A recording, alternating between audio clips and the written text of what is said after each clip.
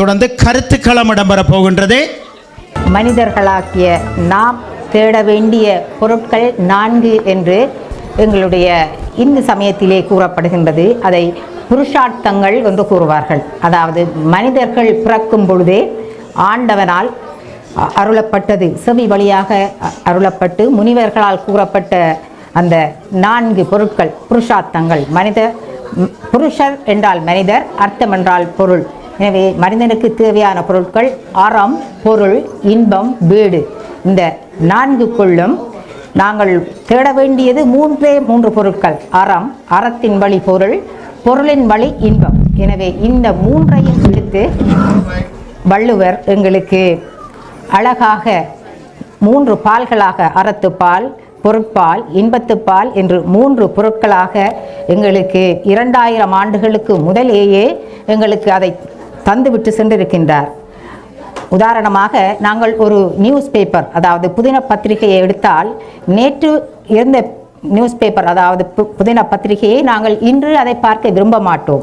ஆனாலும் இந்த திருக்குறள் என்பது 2000 ஆண்டுக்கு முதலே அவர் கூறியது இன்று வரை புதிதாகவே இருக்கின்றதென்றால் அதனுடைய மகத்துவத்தை நாங்கள் சொல்ல வேண்டிய அவசியமே இல்லை. அந்த விதத்திலே அந்த ஒரு மனிதன் எவ்வாறு வாழ வேண்டும் என்ற அந்த ஒழுங்குமுறையை கூறுகின்ற இந்த திருக்குறள் சந்ததியாக ஒவ்வொரு பெற்றோரும் குருவும் தனது பிள்ளைகளுக்கு கூற அப்படியே கடத்தப்பட்டு வந்து இப்பொழுது எங்கள் கையிலே இருக்கின்றது.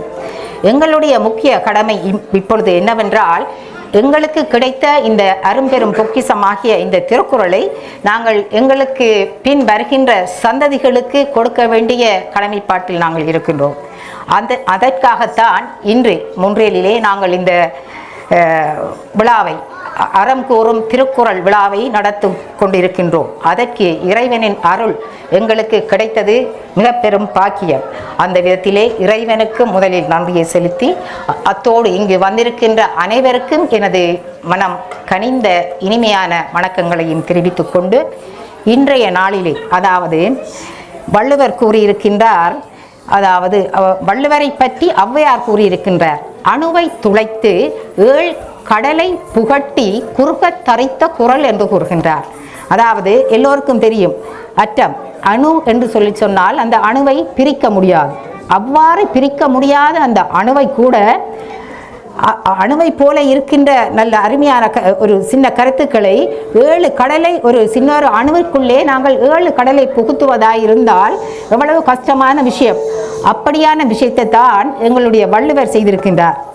அதாவது திருக்குறளில் இல்லாத எந்த ஒரு கருத்துமே நாங்கள் காண முடியாது. நீங்கள் எந்த ஒரு கருத்தை பார்த்தாலும் நீங்கள் இது இந்த திருக்குறளில் இல்லையோன்று தேடி பார்த்தால் நிச்சயமாக இருக்கும். ஆனால் நீங்கள் 1330 குறள்களையும் தேடி பார்த்தால் அதுக்குள்ளே இருக்கும். அதனால் தான் அணுவை துளைத்து 7 கடலை புகுத்தி குறுக தரித்த குறள் என்று கூறப்படுகின்றது.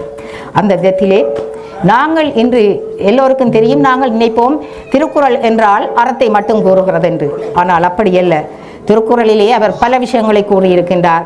அதாவது விவசாயங்களை பற்றி கூறியிருக்கின்றார், அரசன்களை எவ்வாறு வாழ வேண்டும் என்று கூறியிருக்கின்றார், அரசாட்சி செய்ய வேண்டும் என்று கூறியிருக்கின்றார், அமைச்சர்களை பற்றி கூறியிருக்கின்றார். அந்த வகையிலே நாங்கள் இப்பொழுது எங்களுடைய உலகத்திலே எங்களுக்கு பெரும் நெருக்கடியை கொடுத்திருக்கின்ற ஒரு பிரச்சனையான விஷயம் என்னவென்றால் குளோபல் வார்மிங், அதாவது பூமி சூடாகி கொண்டிருக்கின்றது என்ற எச்சரிக்கை எங்களுக்கு கூறப்பட்டு, நாங்கள் எங்களை சூழ உள்ள இந்த சூழல் காரணிகளை நாங்கள் மிகவும் அவதானமாக பாவித்து அவற்றை சமநிலையில் கொள்ளும் பொழுதுதான் நாங்கள் அந்த குளோபல் வார்மிங் என்ற பூமி சூடாதல் என்ற நிலையிலிருந்து எங்கள் பூமியை காக்க முடியும். அவ்வாறு காக்க தவறினால் எதிர்காலத்திலே பூமி அழிவுகள், பெரிய அனர்த்தங்கள் ஏற்படக்கூடிய ஒரு ஆபத்தான நிலையை எங்களுடைய பூமி இப்பொழுது அது எதிர்நோக்கி கொண்டிருக்கின்றது. அந்த வகையிலே இன்று எல்லோருக்கும் ஒரு சின்னதொரு விழிப்புணர்வை ஏற்படுத்தும் வகையிலே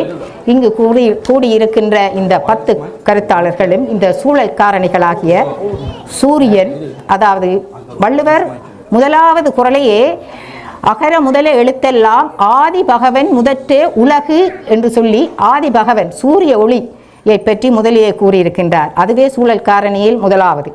எனவே நாங்கள் எங்களுக்கு தேவையான எங்களை சுற்றி இருக்கின்ற சூழல் காரணிகள், அதாவது நாங்கள் அந்த சூழல் காரணிகள் இல்லாமல் இருந்தால் எங்களால் வாழ முடியாது. எனவே அவற்றை நாங்கள் எங்களுடைய செய்கையினால் தான் அவற்றை பாதுகாக்க முடியும்.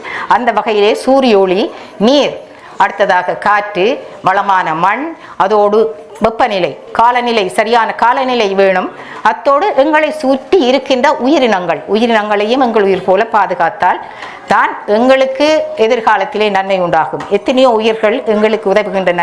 எருது, பசு, கோழி எல்லாமே, அதாவது மண்புழு கூட எங்களுக்கு வயலிலே உதவுகின்றது. எனவே எல்லா உயிரினங்களையும் நாங்கள் எங்கள் உயிர் போல பாதுகாக்க வேண்டும். அப்பொழுதுதான் இந்த குளோபல் வார்மிங்கிலிருந்து எங்களை நாங்கள் பாதுகாத்துக் கொள்ள முடியும். அந்த வகையிலே இன்றைய கருத்து களத்திலே திருவள்ளுவர் கூறிய, அதாவது சூழல் சம்பந்தமாக கூறிய குறள்களை எடுத்து வந்து தாங்கள் ஆராய்ந்து அவற்றை எங்களோடு பகிர இருக்கின்றார்கள் இங்கு கூடியிருக்கின்ற 10 கருத்தாளர்களும். அவர்களை ஒரு முறை நாங்கள் அறிமுகம் செய்துவிட்டு அவர்களுடைய கருத்தை கேட்போம். முதலாவதாக திருமதி தேவகி கந்தசாமி அவர்கள், அடுத்ததாக கிருஷாந்தினி சிவராமன் அவர்கள், அடுத்ததாக திருமதி வேணுஷா சுரேஷ் அவர்கள், அடுத்ததாக திருமதி ஜசிந்தா செங்கோடன், அடுத்ததாக திருமதி செல்வி தினேஷ் அவர்கள், அடுத்ததாக மூகாம்பிகை ரகுநந்தன் அவர்கள், அடுத்ததாக ரஜினி முரளிதாஸ் அவர்கள். உற்சாகத்தை கொடுங்கள் பார்ப்போம் பேச்சாளர்களுக்கு. நன்றி. அடுத்ததாக உதயா பத்மநாதன் அவர்கள், அடுத்ததாக திருமதி அமுதா ரஜீவன் அவர்கள், அடுத்ததாக திருமதி மிதுலா வண்ணன் அவர்கள். பெரிதாக உங்களுடைய கரகோஷத்தை கொடுத்து அவர்களை உற்சாகப்படுத்துங்கள். நன்றிகள். சரி, தனது முதலாவது கருத்தை இப்பொழுது கூற வருகின்றார் திருமதி தேவகி கந்தசாமி அவர்கள். அவருடைய கருத்தை கேட்டு பார்ப்போம்.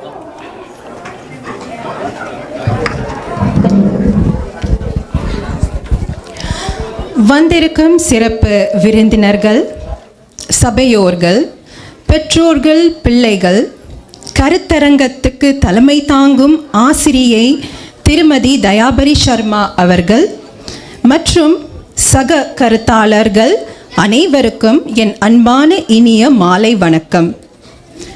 வான் சிறப்பு என்ற 2வது அதிகாரத்தில் இருந்து 6வது குறளை நான் தேர்ந்தெடுத்திருக்கின்றேன்.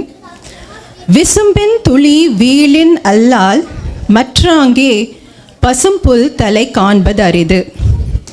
விசும்பின் துளி, விசும்பு என்றால் ஆகாயம். மழைக்கு நாம் விசும்பின் துளி என்றும் கூறலாம். வீழின் அல்லால், அந்த துளி விழாவிட்டால் மற்றாங்கே, பின் அங்கே, பின் உலகத்தில் பசும்புல் தலை காண்பதரிது. பசுமையான புல்லின் தலையை கூட காண முடியாது.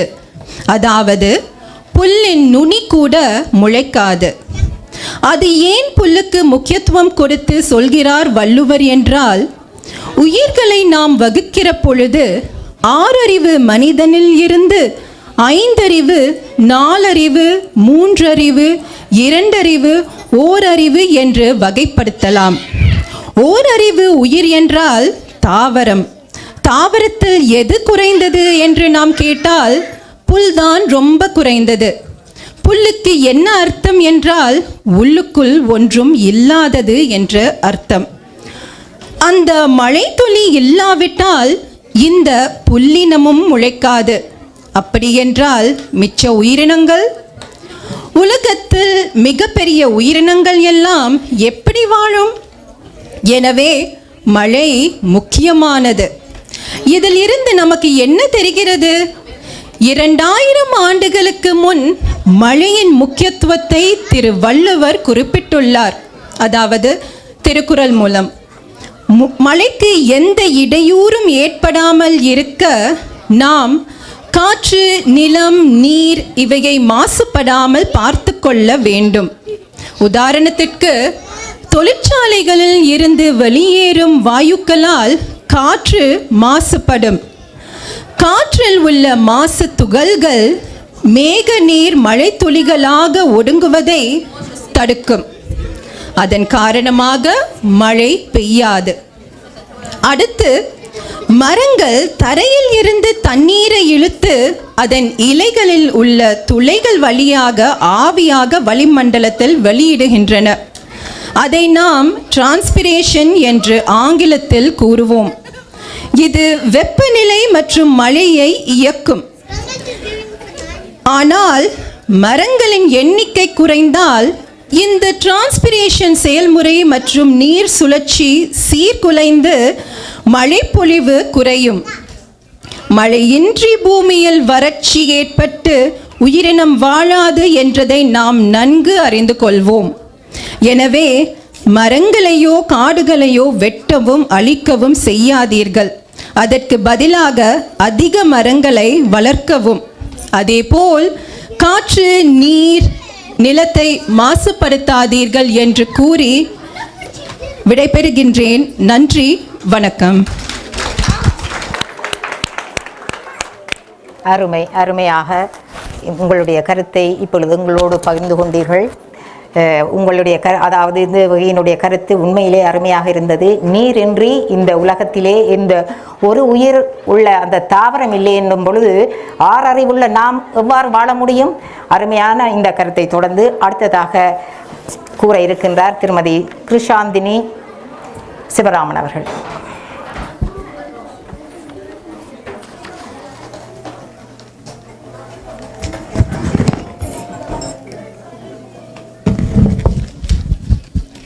எல்லோருக்கும் எனது மாலை வணக்கங்கள்.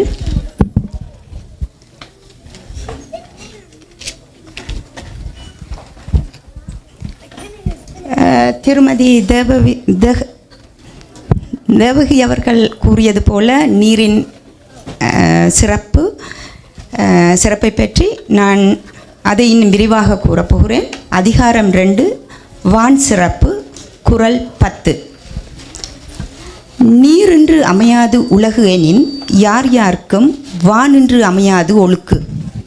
இதன் கருத்து யாதெனில், எப்படிப்பட்டவர்க்கும் நீர் இல்லாமல் உலக வாழ்க்கை நடைபெறாது என்றால் அந்த நீரோ மழை இல்லாமல் கிடைக்காது. நீர் இல்லாமல் எந்த உயிரினமும் இப்புவியில் வாழ இயலாது.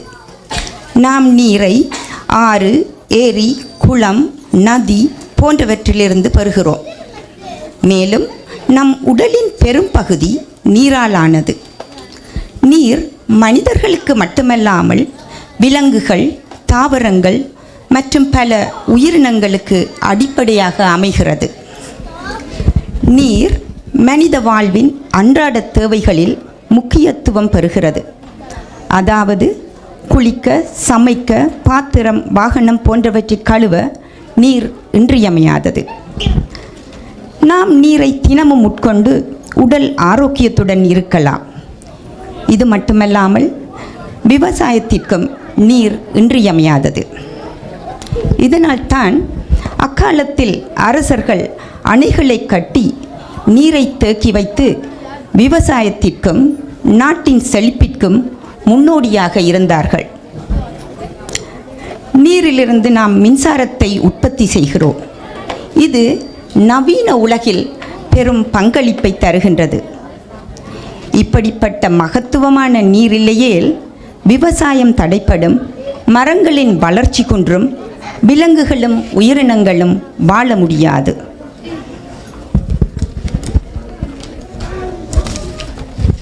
மனிதன் தன் உணவை தாவரங்களிலிருந்தும் விலங்குகளிலிருந்தும் பெற்றுக்கொள்கிறான். இத்தாவரங்களும் விலங்குகளும் நீரின்றி வாழ முடியாது. இதனால் மனிதனின் உணவு தடைப்படும், பசி, பட்டினி, பஞ்சம் ஏற்படும். நீரின்றி மின் உற்பத்தி தடைப்பட்டு இந்த நவீன உலகில் மின்சாரத்தால் இயங்குகின்ற பல துறைகளும் தடைப்படும். இதனால் மனிதன் வறுமைக்கு தள்ளப்படுவான். இதன் காரணமாக உலகில் மனிதன் களவு, கொள்ளை, கொலை என்பவற்றில் ஈடுபட்டு தன் தேவைகளை பூர்த்தி செய்வான். மற்றும் நீரின்மையால் மனிதனின் சுத்தம் பேணப்படாது நோய்களுக்கு உள்ளாக்கப்படுவான். இதன் காரணமாக மனிதனின் ஒழுக்கம் தடைப்படும். ஆகவே வானின்று அமையாது ஒழுக்கு என்று வள்ளுவர் கூறியபடி நாம் வானிலிருந்து வரும் மழை நீரை பாதுகாத்து உலகில் எல்லோரும் ஒழுக்கத்துடன் வாழ வழிவகுப்போம். நன்றி. அருமையான கருத்து கூறினீர்கள். அதாவது நீர் இல்லை என்றால் உயிர்கள் வாழ முடியாது மட்டுமல்ல, உலகத்திலே நாங்கள் ஒழுக்கத்தை கூட நீர் இல்லாமல் விட்டால் பேண முடியாது. காரணம், நீர் இல்லை என்று கூறினால் எங்களுக்கு உணவு கிடைக்காது. அதாவது விவசாயம் செய்வதற்கு கூட, உணவை நாங்கள் பயிரிட்டு செய்வதற்கு கூட நீர் தேவை. அதாவது உணவு கிடைக்காத போது இந்த நாட்டிலே பஞ்சம் ஏற்படும். எனவே கோவில் என்று போய் வழிபாடுகள் செய்யவோ அல்லது அரசன் அதாவது பொதுமக்கள் என்று பாகுபாடு பார்ப்பதற்கு கூட கஷ்டமாக இருக்கும். எனவே ஒழுக்கத்தை நாங்கள் கடைபிடிப்பதற்கு கூட அந்த நீர் அவசியம் என்றதை அருமையாக கூறியிருந்தார் கிருஷாந்தினி அவர்கள். அவர்களை தொடர்ந்து வேணுஷா சுரேஷ் அவர்களுடைய கருத்தை கேட்டு பார்ப்போம்.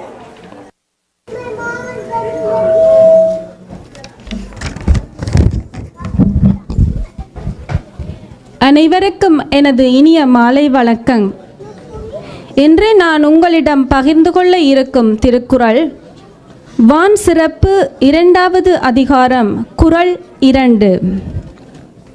துப்பார்க்கு துப்பாய துப்பாக்கி துப்பார்க்கு துப்பாய தூவும் மழை.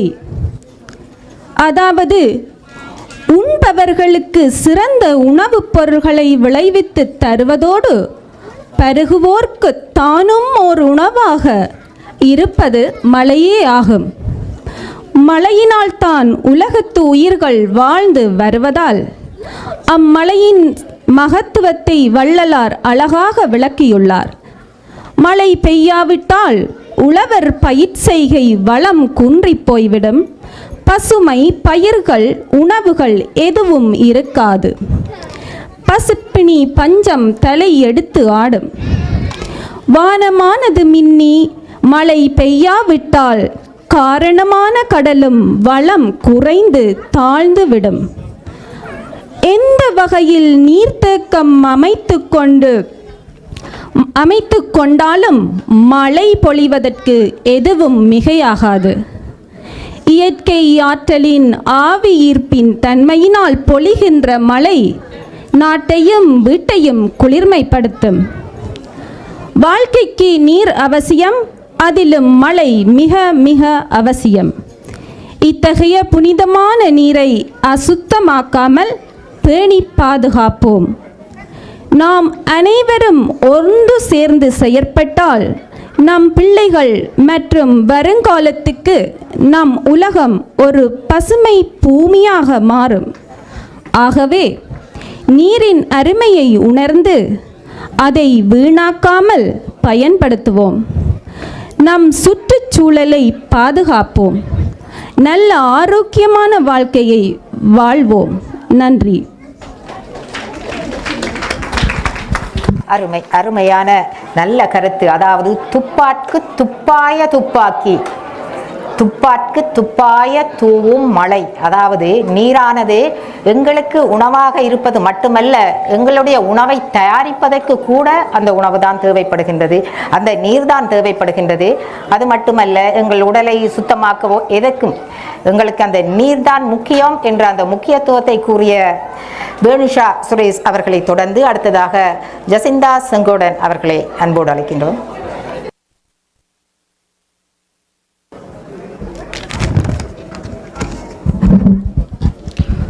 அனைவருக்கும் எனது மாலை நேர வணக்கங்கள். அதிகாரம் 75 அரண். அரண் என்பது ஒரு நாட்டினுடைய வளங்களினை பாதுகாப்பதனை குறிக்கின்றது. மணி நீரும் மண்ணும் மலையும் அணி நிழற்காடும் உள்ளது அரண்.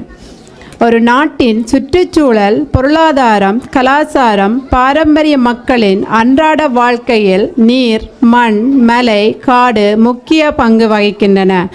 நீர் முக்கியத்துவம் நம் வாழ்க்கைக்கு மிகவும் அவசியமானதொன்றாகும். நம் நாட்டில் நீர்வளம் இருந்தால் மட்டுமே நம் நாடு வளம் பெறும்.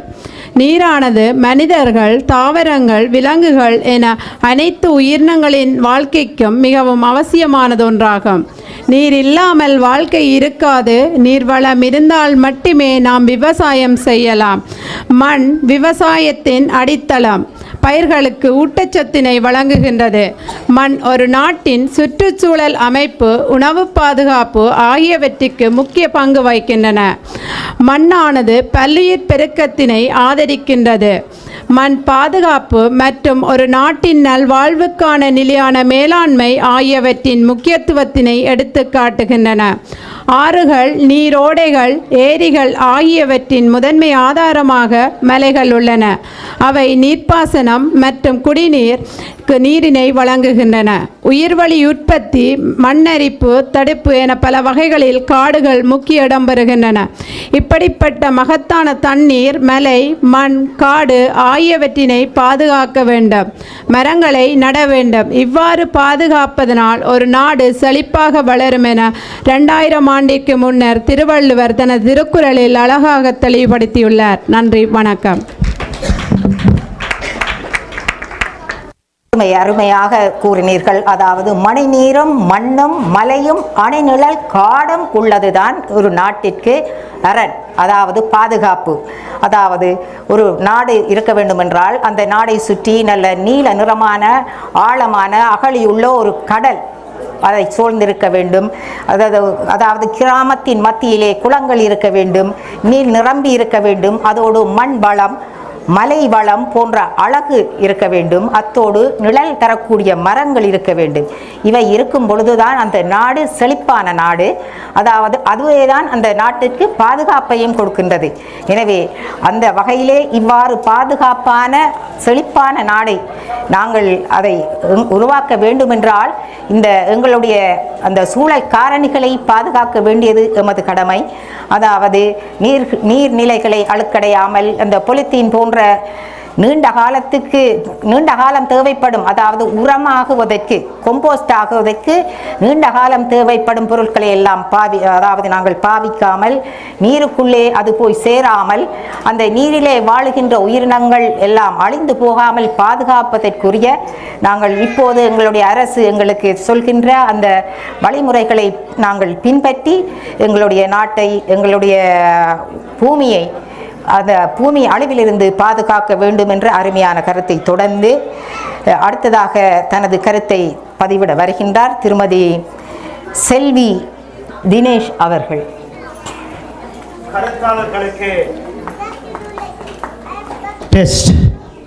கருத்தாளர்களுக்கு உற்சாகம் காணாமல் இருக்கின்றது. அதோடு எல்லோருக்கும் ஒரு மகிழ்ச்சியான ஒரு செய்தி இனிப்பாக வருகின்றது. திருவள்ளுவர் விழாவின் சிறப்புக்குரிய சிற்றுண்டிகள், சுடுபானம், குளிர்பானம் எல்லாமே உங்கள் அனைவருக்கும் இலவசமாக கிடைக்கின்றது. எவரும் அங்கே வாங்க தேவையில்லை. உங்களுக்கான சிற்றுண்டிகள் இப்பொழுது தயாராக இருக்கின்றது. சென்றும் எடுத்துக்கொள்ளலாம், அல்லது அவர்களும் உங்களுக்கு வருகை தந்து அதனை வழங்கி வைப்பார்கள் என்ற இனிப்பான செய்தியை தெரிவித்தவாறு உற்சாகம் கொடுங்கள். மீண்டும் ஒரு முறை கருத்தாளர்களுக்கு நன்றி.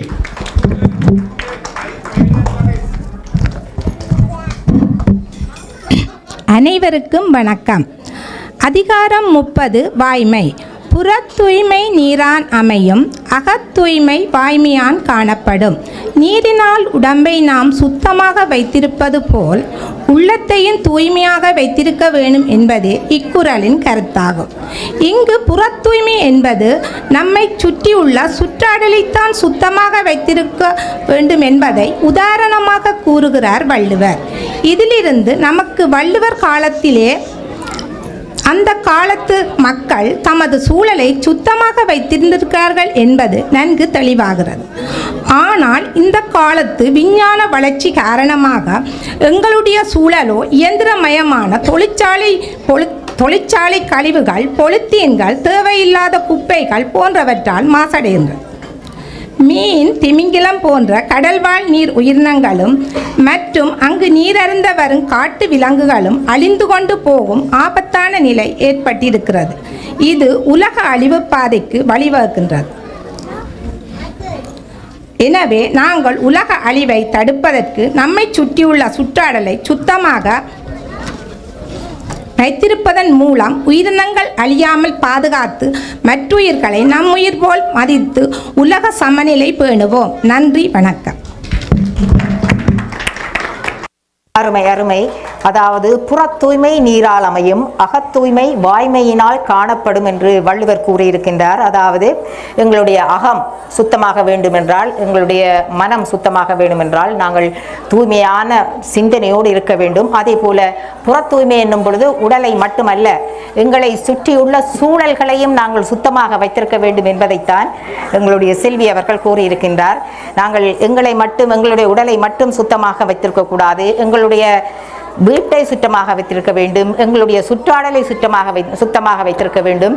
அத்தோடு எங்களுடைய கிராமத்தை சுத்தமாக வைத்திருந்து, அதாவது பொது இடங்கள், பார்க் போன்ற இடங்களிலெல்லாம் கண்டபடி நாங்கள் குப்பைகளை போடாமல் அதற்குரிய அந்த இடங்களில் அந்த குப்பைகளை எல்லாம் போட்டு வெளி தூய்மையை பாதுகாக்க வேண்டும் என்ற அருமையான கருத்தை செல்வி அவர்கள் கூறியதை தொடர்ந்து அடுத்ததாக தனது கருத்தை பதிவிட வருகின்றார் திருமதி மூகாம்பிகா ரகுநந்தன் அவர்கள்.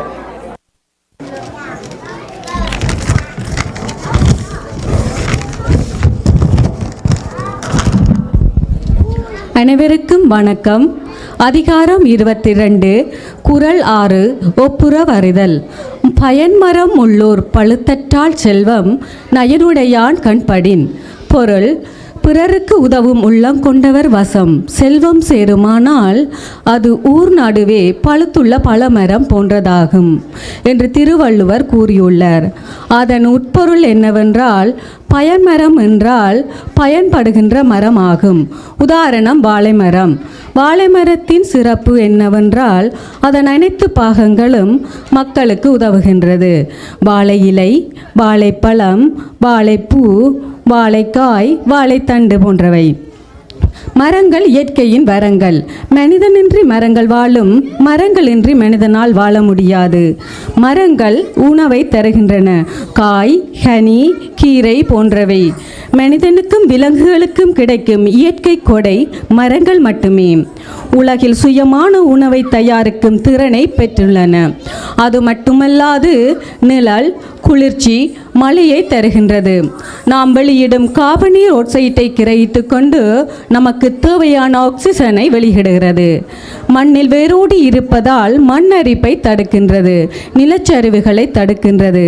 மரம் வளர்ப்பதால் நிலத்தடி நீர் அதிகரிக்கின்றது. மரம் காற்றை சுத்தப்படுத்துகின்றது. மரங்களின் அழிவு மனிதர்களின் அழிவு என்பதை உணர்ந்து மரங்களை வளர்க்க வேண்டும். மரங்கள் இயற்கையின் வரம். மரம் வளர்ப்போம், மண்ணை காப்போம், பசுமையான உலகை படைப்போம். நன்றி, வணக்கம்.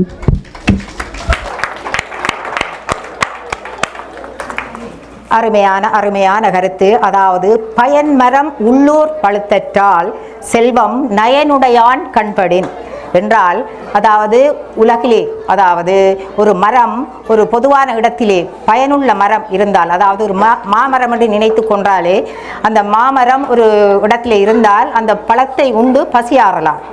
ஏனென்றால் அந்த மரங்கள் எப்பொழுதும் தாராள மரம் கொண்டவை. அதே போல தாராள மரம் உள்ள ஒரு மனிதரிடம் செல்வம் சேர்ந்தால் அந்த ஊரில் உள்ள அனைவருக்குமே பயன்படும் என்பதைத்தான் இங்கு வள்ளுவர் கூறியிருக்கின்றார்.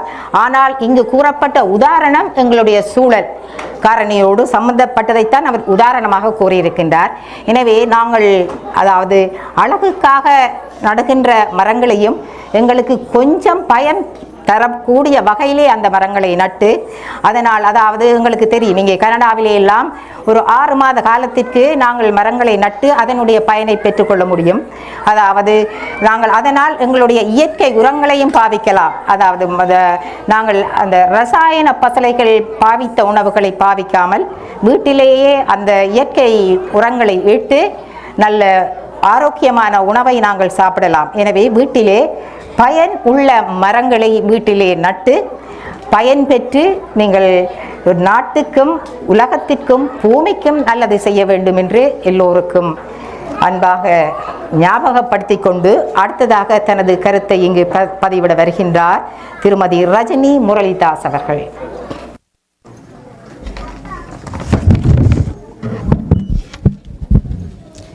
அனைவருக்கும் எனது மாலை வணக்கம். நான் கருத்து கூற எடுத்துக்கொண்ட அதிகாரம் 33 கொல்லாமை 2வது குறள். பகுத்துண்டு பல்லுயிர் ஓம்புதல் நூலோர் தொகுத்தவற்றுள் எல்லாம் தலை. உலகம் சமநிலை பெற எல்லா உயிர்களையும் சமமாக மதித்து இருப்பதை பகிர்ந்து உண்டு அன்பு காட்டி எந்த உயிரினத்தையும் கொல்லாமல் பாதுகாக்க வேண்டும். உயிருக்கு நிகரானது இந்த உலகத்தில் எதுவுமே இல்லை. எனவே ஒவ்வொரு உயிரினங்களும், அது சிறியதோ பெரியதோ, தாவரங்களோ விலங்குகளோ, ஒவ்வொன்றும் ஏதோ ஒரு வகையில் மனிதர்களுக்கு உதவுகின்றன. இப்படிப்பட்ட உயிரினங்களை மனிதர்களுக்கு உதவும் போது மனிதன் ஏன் இப்படிப்பட்ட உயிரினங்களுக்கு நட்பு பாராட்டி அன்புடன் நடத்தக்கூடாது? உதாரணமாக, ஒரு சிறிய வண்டு கூட மகரந்த சேர்க்கைக்கு உதவுகின்றது. தாவரங்கள் உணவாக பயன்படுகின்றன. இந்து மதத்தில் பசுவை உலக மாதா என்று போற்றுகின்றோம்.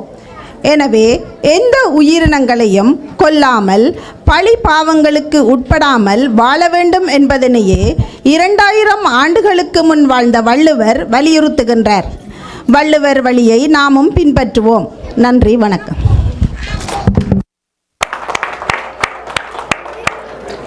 அருமை அருமை அருமையான ஒரு நல்லதொரு குறள். அதாவது என்னவென்று சொல்லி சொன்னால், பகுத்துண்டு பல்லுயிர் ஓம்புதல் நூலோர் தொகுத்தவற்றுள் எல்லாம் தலை. தானங்களில் சிறந்த தானம் அன்னதானம்.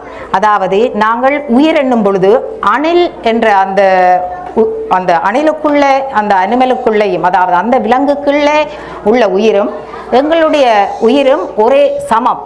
ஆனால் உருவம்தான் வித்தியாசம். எறும்பாக இருந்தாலும் உயிர்தான். எனவே அந்த உயிருக்கும் நாங்கள் சாப்பிடும் பொழுது பக்கத்திலே அணில் இருந்தால் அதற்கும் ஒரு கொஞ்சத்தை போட்டு சாப்பிட வேண்டும். அதாவது எறும்பு இருந்தால் எறும்புக்கும் ஒரு அரிசியை போட்டு சாப்பிட வேண்டும் என்பதைத்தான் இங்கு வள்ளுவர் அழகாக கூறுகின்றார். அதிலிருந்து எங்களுக்கு என்ன தெரிகின்றது என்றால், இந்த உயிர்களில் நீங்கள் கருணை காட்ட வேண்டும், அன்பு காட்ட வேண்டும். அந்த உயிர்களையும் எங்கள் உயிர் போல அதை பாதுகாக்க வேண்டும். அப்பொழுதுதான் இந்த உலகம், அதாவது பூமி சமநிலையில் இருக்கும் என்பதை அழகாக கூறியிருக்கின்றார் திருமதி ரஜினி முரளிதாஸ் அவர்களை தொடர்ந்து திருமதி உதயா பத்மநாதன் அவர்கள் தனது கருத்தை பதிவிட வருகின்றார்.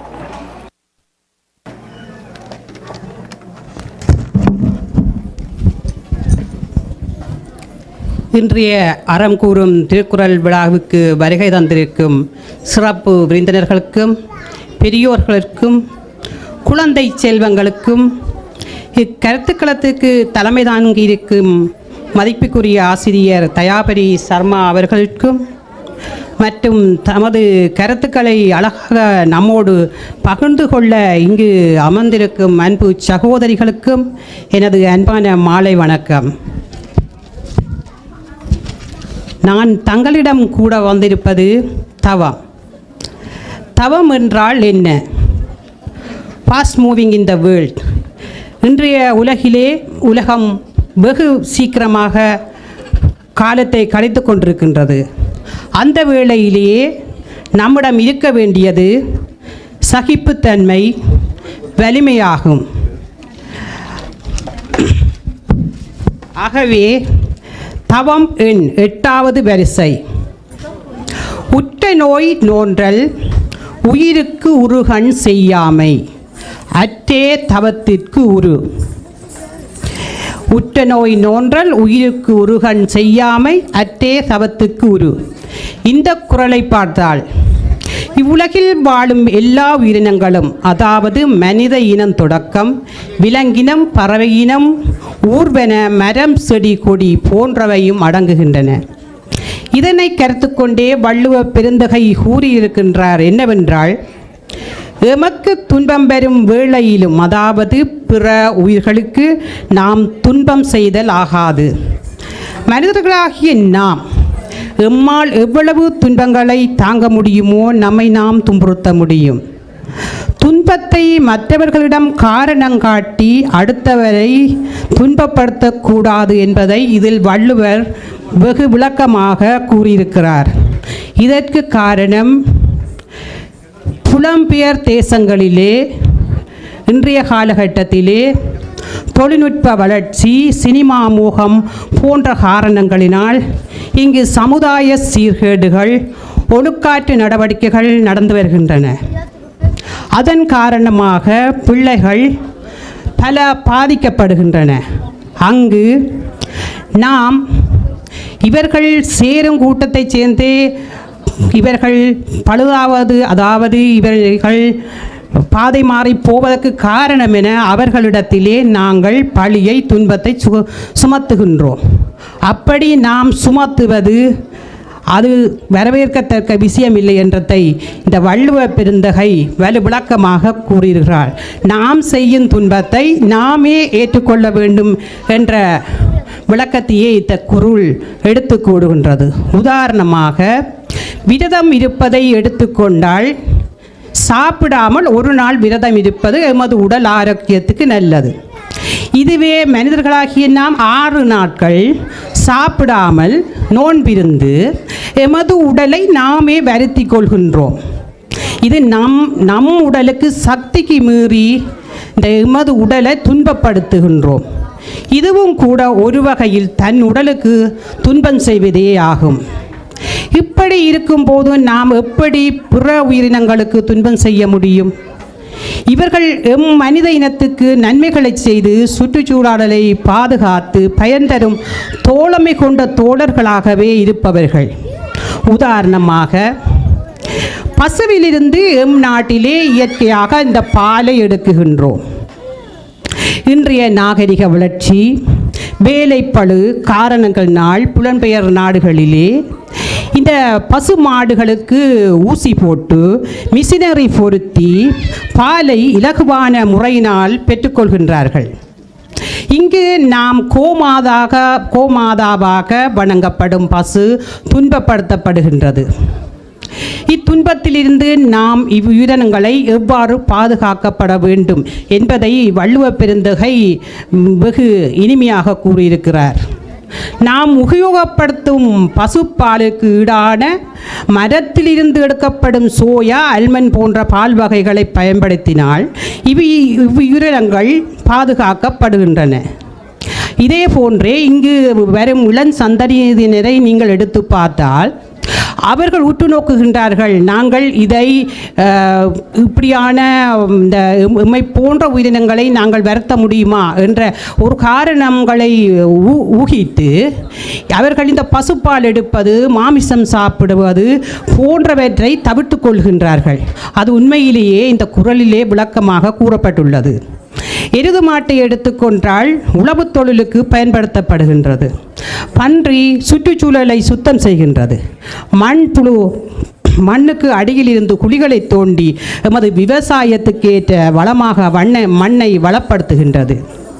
வண்ணத்து பூச்சி, வண்டு மகரந்த சேர்க்கையை உண்டாக்குகின்றன. இதே போன்றே எல்லா உயிரினங்களும் ஏதோ ஒரு வகையில் எம்மை பாதுகாக்குகின்றன.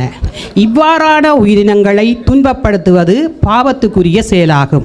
எம்மை போன்றும் மற்றைய உயிரினங்களும் இப்பூமியிலே வாழ்வதற்கு உரிமை உண்டு. இதையே வள்ளுவ பெருந்தகை அழகாக கூறியிருக்கின்றார். உயிருக்கு உருகன் செய்யாமை. அடுத்தது கூறுகின்றார் பாருங்கள், அற்றே தவத்துக்கு உரு. தவம் என்றால் என்ன? நாம் நினைப்பது போல காவியுடை தரித்து தியானத்தில் அமர்ந்து ஆச்சிரமத்தில் இருப்பது மட்டுமே தவம் இல்லை. இது அழகாக கூறியிருக்கிறார். உயிர்களுக்கு துன்பம் செய்யாமல், உயிர்களை கொல்லாமை இருப்பதே மிக உயர்ந்த தவம் என இதில் வலியுறுத்தி இருக்கின்றார். எனவே சுற்றுச்சூழல் காரணிகளில் ஒன்றான உயிரினங்களை பாதுகாப்பதனால் நாம் வாழும் பூமியும் பாதுகாக்கப்படுகின்றது. இதுவே உயர்ந்த தவம் என விளக்குகின்றார் வள்ளுவ பெருந்தகை. உற்ற நோய் நோன்றல், உயிருக்கு உருகன் செய்யாமை, அற்றே தவத்துக்கு உரு. நமக்கு வந்த துன்பத்தை பொறுத்தலும் பிறருக்கு நாம் துன்பம் செய்யாமல் இருத்தலுமே தவத்துக்கு உள்ளதான வடிவம் என கூறியிருக்கின்றார். நன்றி, வணக்கம். அருமையாக கூறினீர்கள். அதாவது உற்ற நோய் நோன்றல், உயிர்களுக்கு உருகன் செய்யாமை, அற்றே தவத்திற்கு உரு அதாவது நாங்கள் தவம் என்று சொல்லி எந்த ஒரு கஷ்டமும் செய்ய தேவையில்லை. நாங்கள் மற்ற உயிர்களுக்கு, அதாவது மற்ற இன உயிர்களுக்கு, அதாவது மிருகங்களுக்கு, அணில் முதல் கூறியது போல ஆடு மாடு எந்த ஒரு மிருகங்களுக்கு நாங்கள் துன்பம் செய்யாமல், எங்களோடு சார்ந்த எங்களுடைய நண்பர்களுக்கும் துன்பம் செய்யாமல், அதாவது அதைத்தான் கூறுகிறார், உற்ற நோய் நோன்றல் என்றால் எங்களுக்கு துன்பம் வரும்பொழுது நாங்கள் சில வேளைகளில் எங்களை சார்ந்தவர்களை குற்றம் சாட்டுவோம், அவரால் தான் எனக்கு துன்பம் வந்தது. ஆனால் மற்றவர்கள் அவர்களுக்கு உரிய உரிமைகளில் இருக்கிறார்கள். ஆனால் அவர்களுடைய செயல் உங்களை பாதிப்பது உங்களை பொறுத்தது. எனவே நாங்கள் எங்களுடைய துன்பங்களை நாங்களே பொறுத்து மற்றவர்களை துன்பப்படுத்தாமல், மற்ற உயிர்களையும் துன்பப்படுத்தாமல் வாழ்வதே தவம் என்று அழகாக கூறிய உதயா பத்மநாதனை தொடர்ந்து தனது கருத்தை பதிவிட வருகின்றார் திருமதி அமுதா ரஜீவன் அவர்கள்.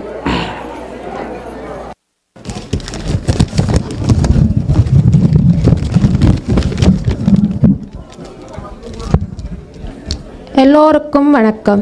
நான் இன்று எங்களுடைய சூழல் காரணிகளில் ஒன்றான எம்மை சுற்றியுள்ள உயிர்களை எமது உயிர் போல் கருதி அவற்றின் மேல் அன்பு காட்டி அவர்களுக்கும் பூமியில் வாழ்வதற்குரிய உரிமையை மதித்து உயிர்களை கொல்லாமல் இருக்க வேண்டும் என்பதனை வள்ளுவர் தனது குரல் மூலம் எவ்வாறு எங்களுக்கு உணர்த்துகிறார் என்பதை கூறப்போகின்றேன். அதிகாரம் 33 கொல்லாமை. கொல்லாமை மேற்கொண்டு ஒழுகுவான் வாழ்நாள் மேல் செல்லாது உயிரொன்னும் கூற்று. இதனுடைய கருத்தை ஆராய்ந்து பார்த்தால் ஒருவர் உயிர்களை கொல்லாமை என்ற அறத்தை தனது வாழ்நாளில் கடைபிடித்து வாழ்ந்தால் அவருடைய உயிரை பறிக்க வருகின்ற யமதர்ம ராஜா கூட அவரை அணுக ஒரு கணம் தயங்குவார். அதாவது கொல்லாமையை மேற்கொண்டு ஒழுகுபவருக்கு இறப்பு நேராது. அவருடைய உடல் அழிந்தாலும் எல்லோருடைய மனதிலும் வாழ்ந்து கொண்டிருப்பார். அதற்கு வள்ளுவரே உதாரணம்.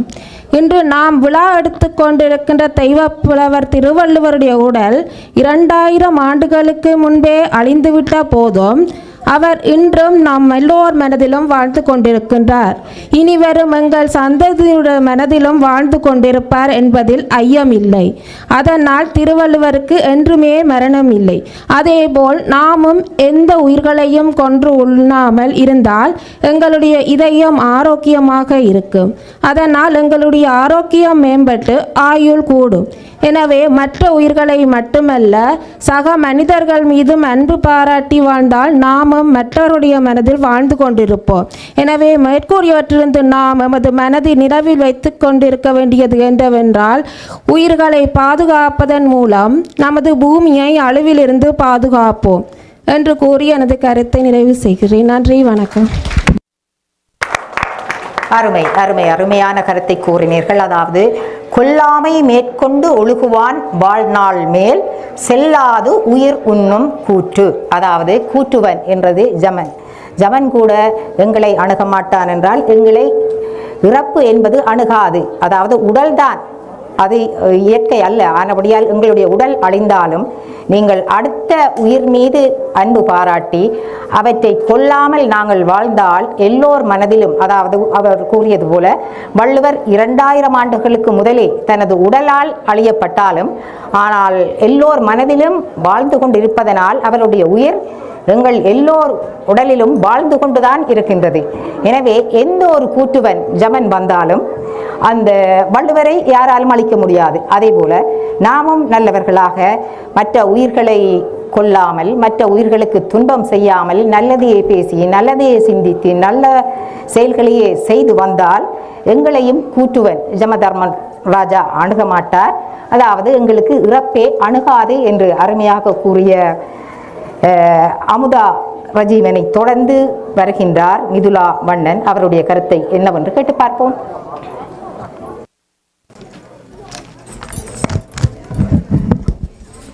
இங்கு கூடியிருக்கும் அனைவருக்கும் என் இனிய மாலை வணக்கம்.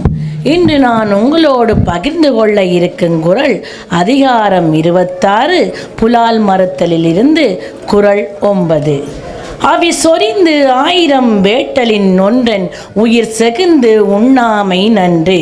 அவி சொரிந்து 1000 வேட்டலின் நொன்றன் உயிர் செகுந்து உண்ணாமை நன்று. நெய் முதலிய உணவுப் பொருட்களை தீயிலிட்டு 1000 யாகங்கள் செய்கின்ற பலனை விட நாங்கள் ஒரே ஒரு கொலையை செய்து அதை உண்ணாமல் இருந்தால் அந்த 1000 யாகம் செய்து கிடைக்கின்ற நன்மையை விட பன்மடங்கு நன்மைகள் எங்களுக்கு கிடைக்கும். இதிலிருந்து எவ்வாறு நாம் சூழலை பாதுகாப்பது என்பதை ஆராய்ந்து பார்த்தால் ஒவ்வொரு உயிர்களும் இந்த உலகத்தில் வாழ்வதற்கு உரிமை உண்டு. அந்த மிருகங்களின் உயிரை பறிப்பதற்கு நமக்கு எந்த விதமான உரிமையும் இல்லை. இதை வள்ளுவர் மிகவும் அழகாக வலியுறுத்தியுள்ளார். ஏனெனில் மண்புழு நிலத்தை பலப்படுத்துகின்றது, பசு எங்களுக்கு பாலை தருகின்றது, கோழி சுத்தப்படுத்துகின்றது, எருது விவசாயத்திற்கு உபயோகப்படுத்தப்படுகின்றது. இவ்வாறு ஒவ்வொரு உயிரினமும் சூழலை பாதுகாக்கின்றது. இதிலிருந்து நாம் எடுத்துக்கொள்ளக்கூடிய விஷயம் என்னவென்றால் 1000 யாகம் செய்து கிடைக்கின்ற நன்மையை விட நாங்கள் ஒரே ஒரு மிருகத்தின் உயிரை ஒவ்வொருவரும் காப்பாற்றினாலே இந்த உலகில் சமநிலை ஏற்படும். ஒரே ஒரு மிருகத்தின் உயிரை காப்பாற்றினாலும் இந்த உலகில் சமநிலை ஏற்படும் என்பதை தெரிவித்துக் கொண்டு இந்த அரிய சந்தர்ப்பத்தினை வழங்கிய ஆசிரியர் தயாபரி சர்மா அவர்களுக்கு மிக்க நன்றியை தெரிவித்துக் கொண்டு உங்களிடமிருந்து விடைபெறுகிறேன். நன்றி, வணக்கம். அருமையான கருத்து. அவிசொறிந்து 1000 வேட்டலில் ஒன்றன் உயிர் செகுந்து உண்ணாமை நன்று என்கிறார். அதாவது நாங்கள் கஷ்டப்பட்டு எத்தனையோ கோடி செலவிலே 1000 யாகங்களை நாங்கள் செய்து வருகின்ற பலனை விட நாங்கள் எந்த ஒரு கஷ்டமும் இல்லாமல் தூய மனதோடு ஒரு உயிரை கொல்லாமல் அந்த உயிர் மீது அன்பு காட்டி அந்த உயிரை நாங்கள் காப்பாற்றினாலே எங்களுக்கு அந்த 1000 அதாவது நாங்கள் 1000 கணக்கிலே செலவழித்து அந்த நாங்கள் யாகங்கள் செய்த பலனை விட மேலதிகமான பலனை இந்த உயிரை காப்பாற்றியதனால் எங்களுக்கு கிடைக்கும் என்ற அருமையான கருத்தை கூறியிருக்கின்றார் திருமதி மிதுலா அவர்களுக்கும் நன்றியை கூறி, அதாவது இப்போ எல்லோரும் கேட்டுக்கொண்டிருப்பீர்கள். அதாவது நாங்கள் இப்பொழுது அந்த ஒரு குளோபல் வார்மிங் என்ற அந்த பூமி வெப்பமடைதல் என்ற அந்த அச்சுறுத்தலில் நாங்கள் அகப்பட்டிருக்கின்றோம். எனவே எங்கள் பூமியை பாதுகாப்பது எமது கடமை.